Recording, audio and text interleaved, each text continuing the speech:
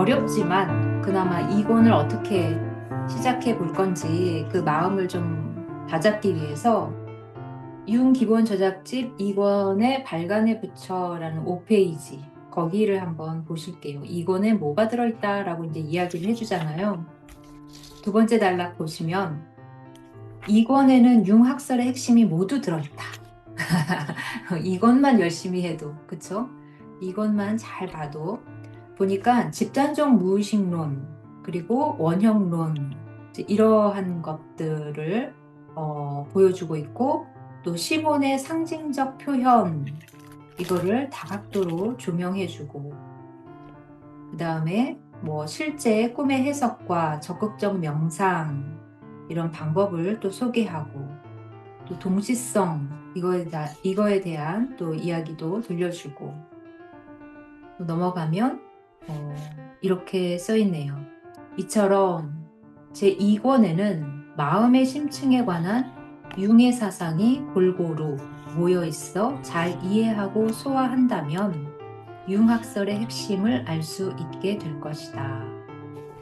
커리큘럼 보니까 정신의 본질에 관한 이론적 고찰 이 부분을 4번으로 나누어 놨더라고요.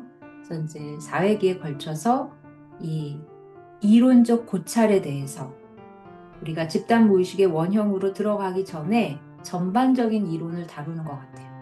그래서 4회기에 걸쳐서 한번 유심히 잘 보도록 해보겠습니다. 무의식의 문제에 관한 역사. 일단 많은 철학자들이 소개가 되고 있고요. 의학자들이 이제 나오고 있는데 이 무의식의 개념이 어떻게 형성되고 또 형성되기 위해서 얼마나 많은 논쟁들이 있어 왔는지 이제 그런 내용들을 쭉 보여주면서 이 무의식의 개념이 어떻게 심리학이라는 분야에서 다루어지기까지 그 변천사를 보여줍니다. 그래서 B의 무의식의 심리학적 의미, 이제 그 부분을 또 보고, C에서는 정신의 해리성이라는 주제로 이제 살펴볼 텐데, 일단 무의식 하면은요, 선생님들, 눈에 보이는 게 아니죠. 눈에 보이지 않아요. 그런데 이 개념을, 형성해 오는 이제 그 과정이 있는데, 우리가 무의식을 뭘 통해서 우리가 느끼고 보고 관찰할 수 있느냐라고 했을 때 그동안 계속 얘기해온 심혼, 그쵸? 심혼. 그래서 무의식의 변천사를 본다라는 건 심혼을 어떻게 이해해 왔는가를 본다라는 거예요. 그쵸? 자, 그래서 지금 이제 용어가 하나가 정리가 되는데 심리학의 역사적 변천해서 시몬에 대한 이해를 보면서 우리가 이제 용어를 한번 볼게요. 심혼이라고 하는 것, 혼이죠, 혼.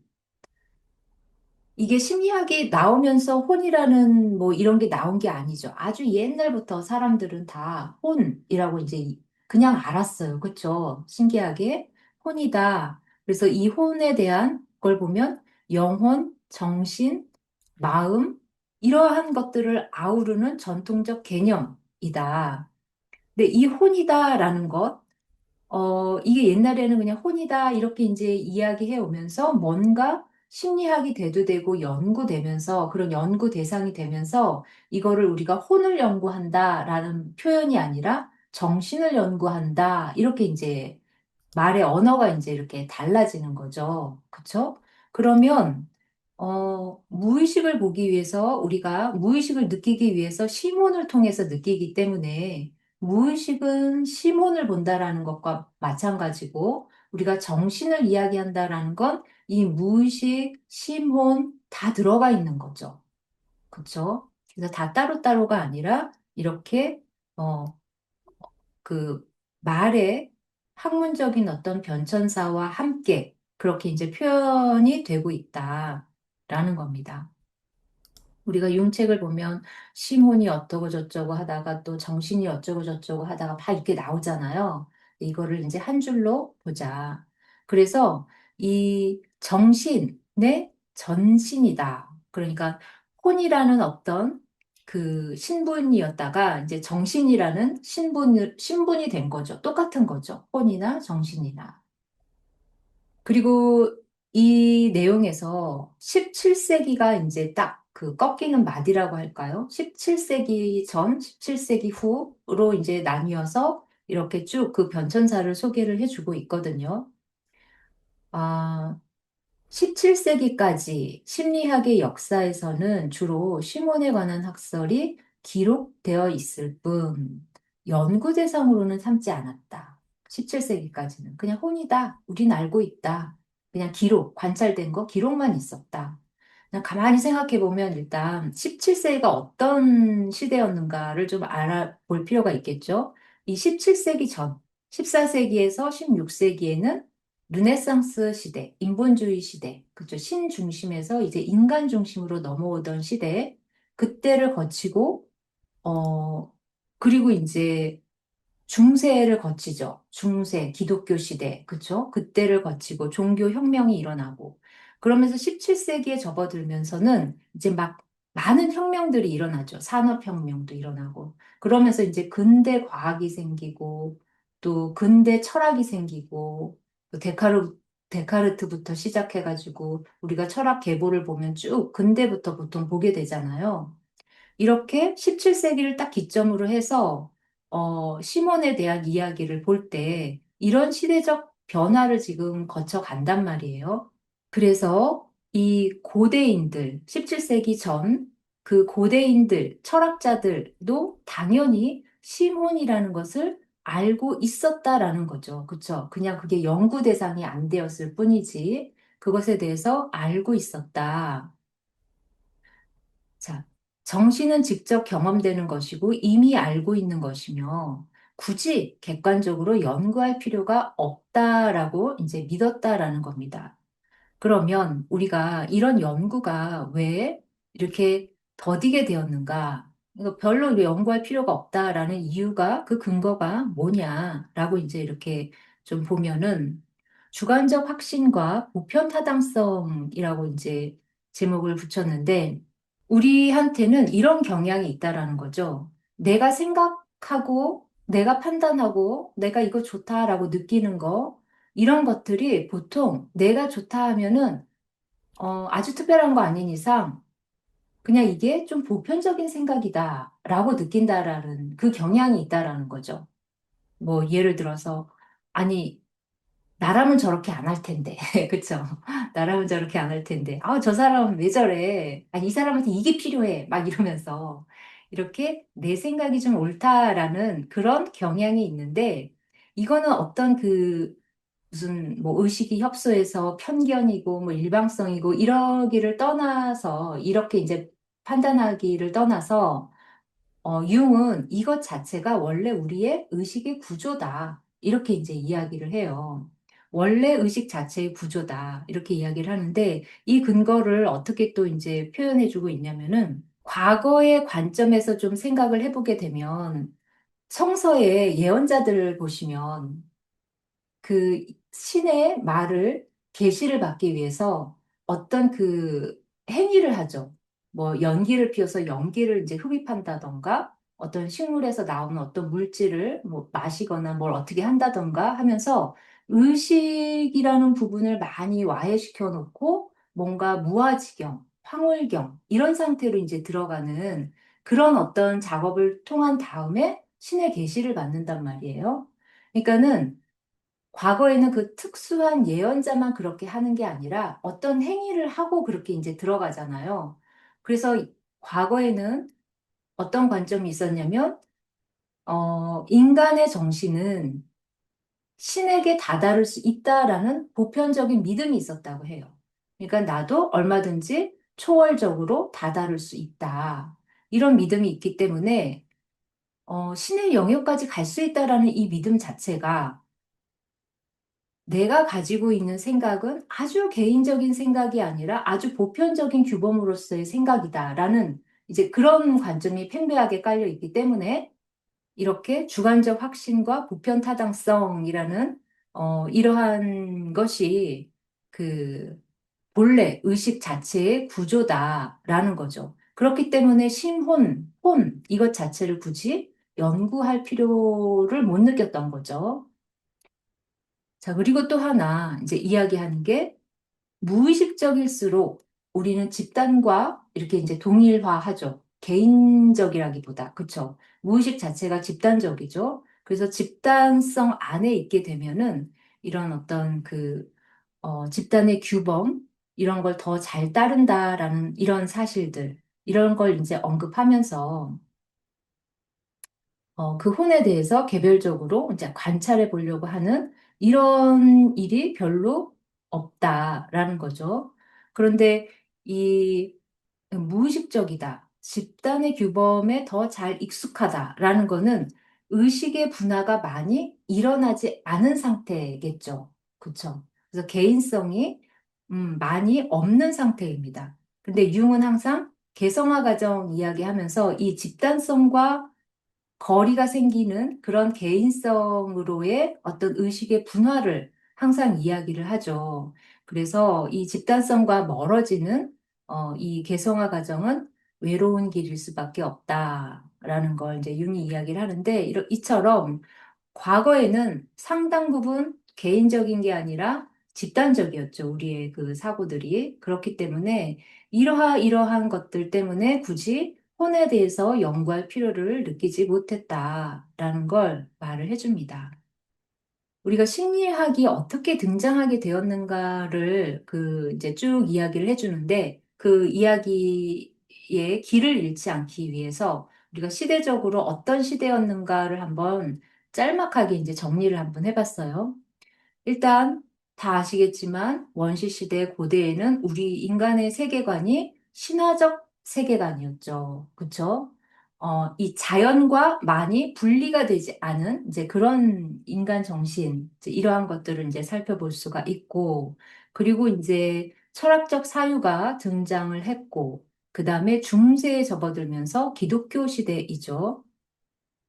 철학적 사유가 이제 등장을 했을 때는 신과 거의 뭐 같은 입장에, 그러니까 팽창된 게 아니라 이렇게 소통할 수 있는 그 입장에 있다가 이 철학적 사유라는 것은 뭔가 이성적으로 이제 우리가 세계를 파악할 수 있다라는 움직임이죠.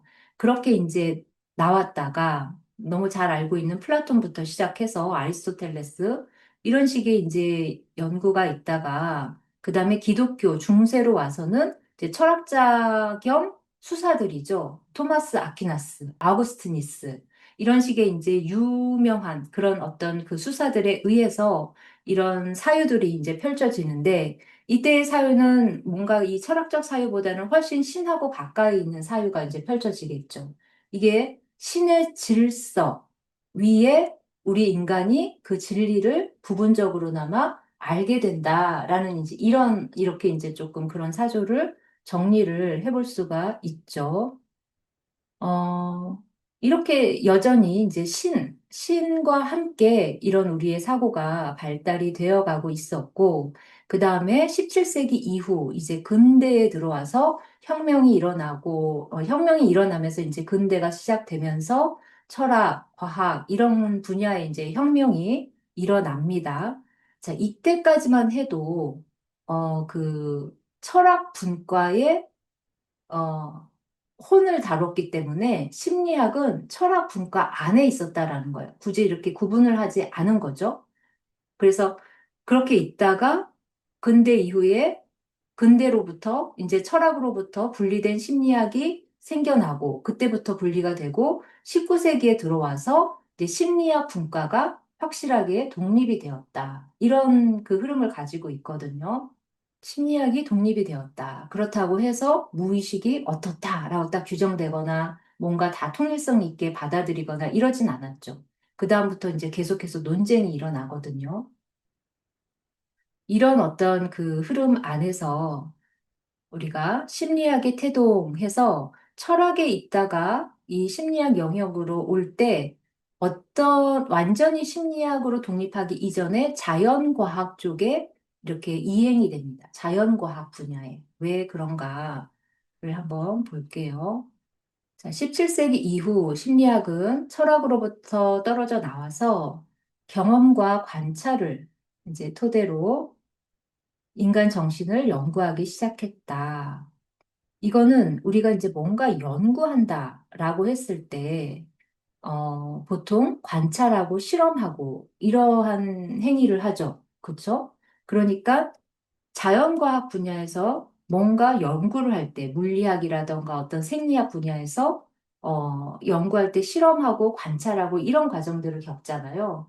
그러니까 이게 이제 자연과학 분야였거든요. 그래서 혼에 대해서 이렇게 연구를 이제 하게 돼요. 그래서 자연과학으로 먼저 이행이 된다. 이제 이름이 나오기 시작하죠. 볼프. 크리스티안 아우구스트 볼프. 이 사람은 어, 최초로 최초로 이 심리학이라는 분야에서 뭔가 경험이 중요하다라고 말을 한 사람입니다. 그래서 실험하고 연구하고 관찰해 봐야 될 필요성이 있다라고 인식한 인물이죠. 왜냐하면 근대 이후에 계몽 시대잖아요. 과학의 시대고. 그렇다 보니까 그 전에는 이 세계관이 신이라는 이름 안에서 어떤 철학적 진리라던가 신적 진리라던가 이런 것들은 다 집단적이고 좀 보편적인 상황이었죠. 그러니까 그랬는데 무언가 계몽주의 계몽주의가 이제 펼쳐지면서 개인의 어떤 개인성들을 더 중요시 여겼단 말이에요. 그런데 이제 개인을 보니 그동안 이게 진리다라고 집단적으로 말해왔던 것들이 개인 보니까 다 맞아떨어지지가 않더라. 그동안 다 이렇게 이제 받아들였던 부분이. 그래서 이렇게, 좀 연구를 해봐야 된다. 실험해봐야 된다. 경험을 봐야 된다. 이렇게 이제 제시한 인물이 바로 볼프, 크리스티안 아우구스트 볼프이다. 이로써 심리학은 철학의 합리적 진리 규정에서 벗어나 경험을 토대로 삼게 되었고, 이러면서 이제 자연과학에 속하게 되었다. 자, 신혼에 대한 고정관념이라고 했는데, 이거는 이제 너무나도 오랫동안 혼에 대해서 이걸 이제 직접적인 여건이라는 표현으로 그냥 그냥 이미 알고 있다라는 이제 이런 그들의 경험이라는 거죠. 이러한 시몬에 대한 고정관념이 굉장히 오랫동안 우리 생각에 뿌리 박혀 있었다, 깊이. 그렇기 때문에 뭔가 이거를 연구하고 관찰해 봐야 된다라는 필요성이 대두되었지만 그게 얼른 되지 않았겠죠. 그래서 이런 고정관념이 많이 이제 방해를 하게 됩니다. 그러면서 오늘날의 심리학 한번 생각해 볼까요? 이 오늘날의 심리학은 어디에 들어가죠, 선생님들? 자연과학인가요? 자연과학 분야에도 있고, 그 다음에 우리가 이제 뭐 인지행동 치료라던가 뭐 이제 이런 거 얘기할 때 보통 사회과학 쪽으로 이제 보고 융은 도대체 어디에 들어갈까요? 뭐 철학도 다루고 인류학도 다루고 다 다루니까 인문학이 들어간다고 해야 되나? 인문학으로도 심리학을 다루죠, 이제는. 근데 융은 정말 이 다 그냥 포괄적인 것 같아요. 자연과학, 사회과학, 인문학. 어, 어쩌다가 분석 심리학이라는 거를 이제 접하게 되면서 두루두루 공부를 그렇게 열심히 하지 않았는데 어쩔 수 없이 두루두루 하게 되는 어, 그렇게 되었습니다. 심리학이 이제 이렇게 오늘날엔 그렇게 됐죠. 이러면서 이제 무의식의 논쟁이 어떻게 펼쳐져 왔는가 이런 것들을 이야기를 합니다. 그러면 일단 무의식의 논쟁이 어떻게 이제 되어 가는가를 한번 볼게요. 19세기 말과 20세기 초, 그렇죠? 이때 경험 심리학이 이제 대두가 되면서 이 경험 심리학 내에서도 무의식을 받아들이느냐 마느냐 이거 가지고 굉장히 갈등이 심했다고 합니다. 그러니까 연구의 대상이 되었다고 해서 무의식을 어, 받아들이냐 마냐 이런 이 차원에서 갈등이 있었다라는 것은 그 전에 우리가 의식이라는 것을 어떻게 이해를 했느냐, 그러니까 정신이라는 것을 어떻게 이해를 했느냐, 우리가 모르는 부분을 떼놓지 않은 거죠. 그러니까 정신이라는 것은 모름지기 알고 있는 거 아니야? 라는 이 의식의 차원에서 정신을 이해했다라는 겁니다.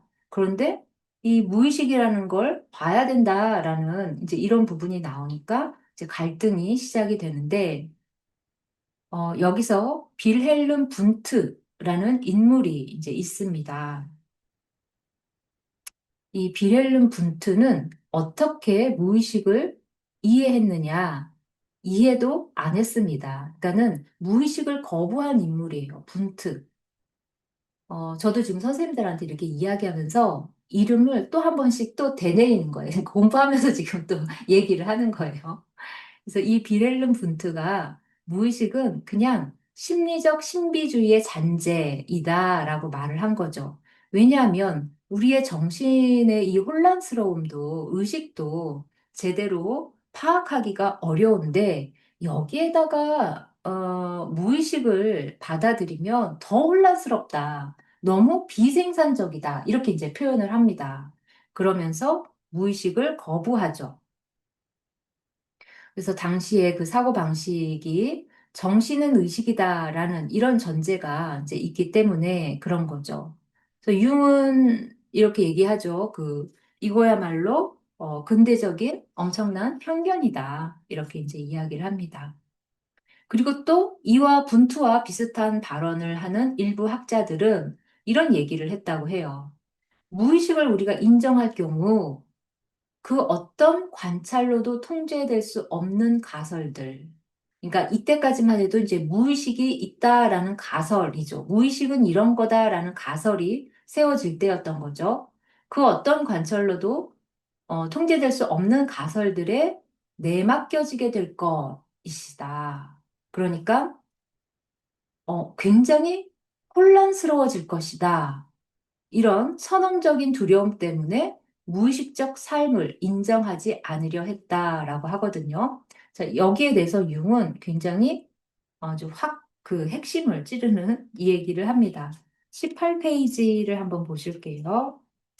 만약 이 문제를 인정한다면, 자, 무의식을 인정한다면, 우리는 이 무의식적 삶에 대한 온갖 있을 수 있는 가설들, 즉, 그 어떤 관찰로도 통제될 수 없는 가설들에 우리 자신을 내맡기게 된다.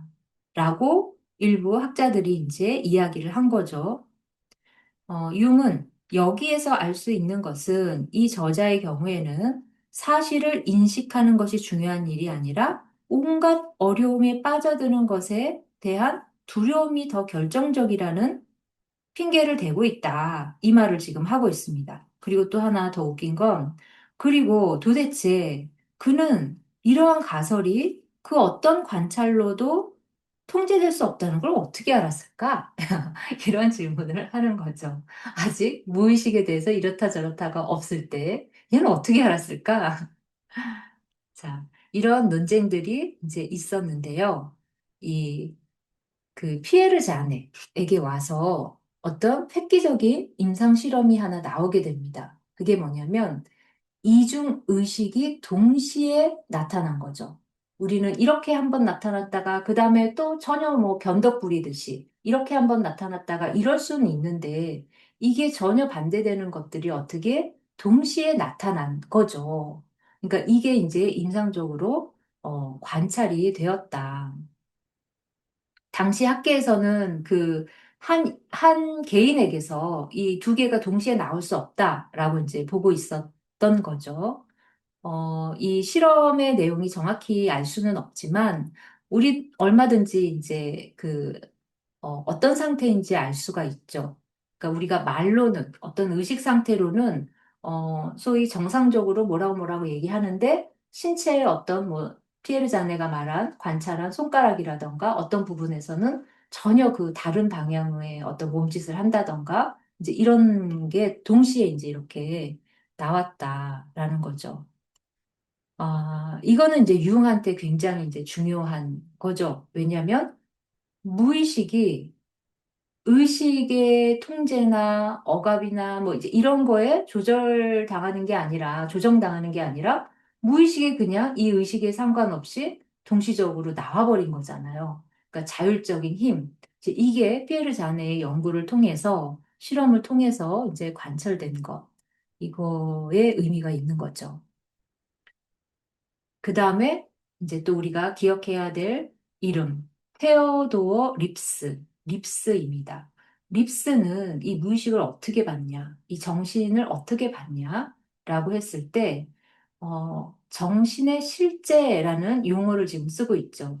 이 무의식의 내용을 정신의 실제라고 보았습니다. 그러니까 우리의 우리의 정신적인 이 삶은 이 의식으로만 이루어지는 게 아니라 이 정신의 실제와 더불어서 이 토대 위에서 지금 뭔가 일어나고 있다라는 거를 테오도 립스가 이야기를 한 거죠. 그래서 융은 이제 이걸 보고 무의식 속에서 그 삶의 맥락이 이루어진다라는 이 현대적 기초를 제시한 인물로 평가를 하고 있게 됩니다.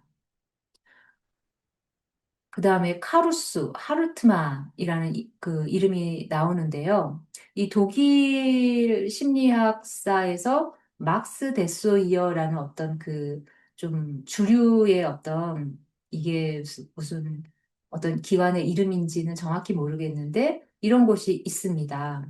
근데 이 주류들이 올라가는 곳이죠, 말하자면. 근데 여기에서도 배제될 만큼 별로 영향력이 이제 이렇게 두각되지는 않았지만 이 무의식의 아주 중요한 이야기를 한 인물들이다라는 어떤 그렇게 해서 이제 이름을 소개를 해주면서 카루스는 또 뒤에 한 번 더 나오게 됩니다.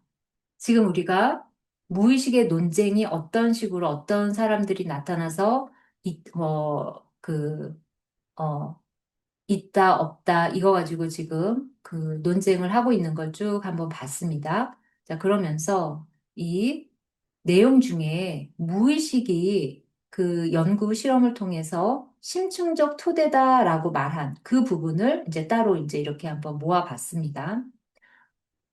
자, 테오도어 립스. 그죠? 아까 무슨 얘기했죠? 테오도어 립스가 정신적 실제 이 말을 한 사람이죠.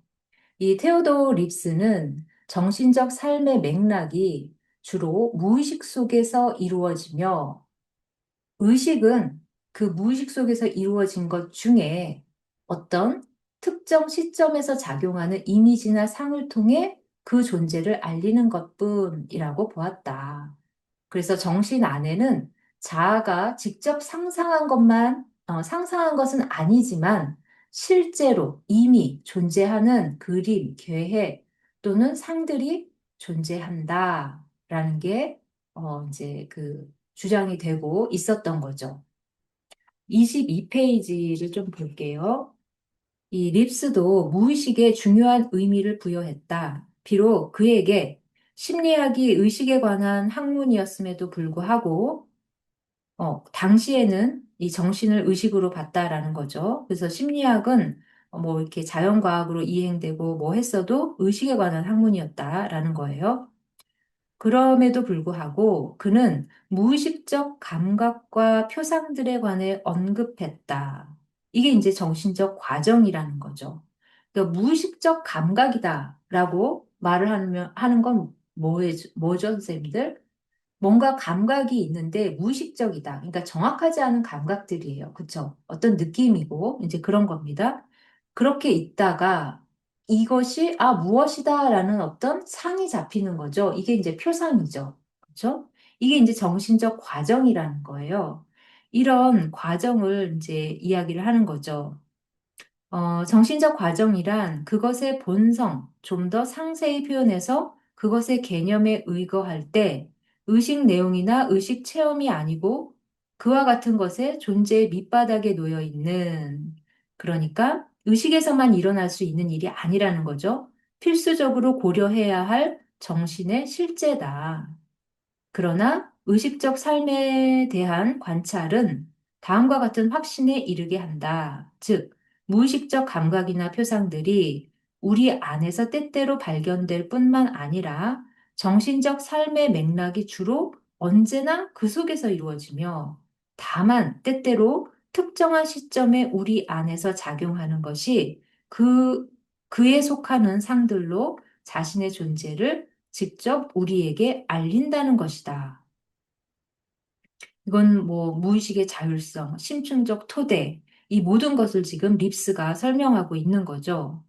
그래서 정신생활은 항상 의식 내용의 형상이나 상들로 우리 안에 현존하거나 현존할 수 있는 것을 훨씬 넘어서서 진행되는 것이다. 의식에서만 생겨난 게 아니다. 라는 이 립스의 묘사입니다. 립스의 글이죠. 그래서 이게 오늘날의 개념과 전혀 모순되지 않는다. 라는 겁니다. 립스의 그 이론이었죠. 그리고 하나의 이제 비유를 드는데 바로 그 칸트가 옷단에다가 돈을 어떻게 넣고 꿰맸다고 해요. 이런 일화를 이제 소개를 하죠. 그런데 그렇게 해놓고 이제 돈이 어디 있더라고 잊어버린 거죠. 이런 것처럼 우리의 정신의 구조도 잊어버렸다고 해서 이 돈이 없는 게 아니죠. 거기에 있는 거죠. 그래서 이 우리의 정신의 구조도 이런 식의 기능을 한다라는 이제 이런 비유를 이야기를 해주죠. 그리고 또 굉장한 또 주장을 한 인물, 아돌프 바스티안입니다. 아돌프 바스티안의 기초사고. 이 기초사고는 우리가 융을 통해서 너무나도 익히 듣고 있는 바로 원형이라는 개념이 나오기 전에 어떤 그 기초사고라는 이런 이제 주장이 있었던 거죠. 자, 그리고 또 중요한 인물 하나 빼두었는데 바로 헤르바르트입니다. 헤르바르트. 헤르바르트는 의식의 문턱이라는 말을 해요. 하나의 관념이 의식의 문턱 아래로 떨어지더라도 안 없어진다는 거죠. 의식에서 잊혀져도 그거는 안 없어진다. 소멸하지 않고 잠재적인 방식으로 계속 존재한다. 이게 이제 바로 무의식 영역의 실제성을 지금 또 이야기하고 있는 부분이죠. 그리고 그 밑으로 떨어진 그 관념들은 계속해서 의식의 문턱을 뚫고 올라오려고 하는 역동적인 성질을 지니고 있다. 이런 말까지 합니다.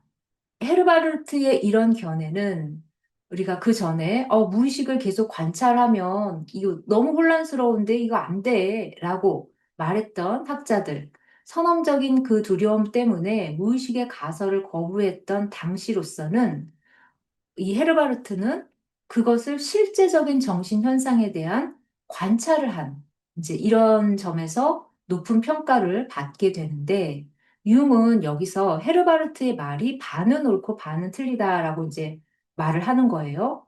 뭐냐면 이 관념이라는 단어. 예를 들어서 헤르바르트가 이 관념이라는 단어를 융이 주장하는 컴플렉스라는 느낌으로 말한 거라면 반은 맞고 관념으로만 봤다면 틀리다라고 말을 하는 거죠. 이 우리가 아무리 이제 그런 어떤 무슨 기억이든 의식에서 잊혀졌다고 해서 이게 계속 올라오려고 하는 것들은 아니죠. 그렇죠? 잊혀지는 건 그냥 잊혀집니다. 그런데 올라오려고 하는 성질의 것은 뭐죠? 우리가 융이 컴플렉스는 무엇으로 되어 있다고 했죠? 정서, 정동, 기억, 그쵸? 이 사람의 정동이 담겨 있는 이것이 컴플렉스로 있으면서 그것이 이제 자꾸 의식의 문턱을 뚫고 올라오려고 하는 이런 성질에 대해서 이야기를 하고 있는 거죠. 관념이라고 해서 잊혀졌다고 해서 다 올라오는 게 아니라 그래서 그 부분을 이제 융이 꼬집고 있는 거죠.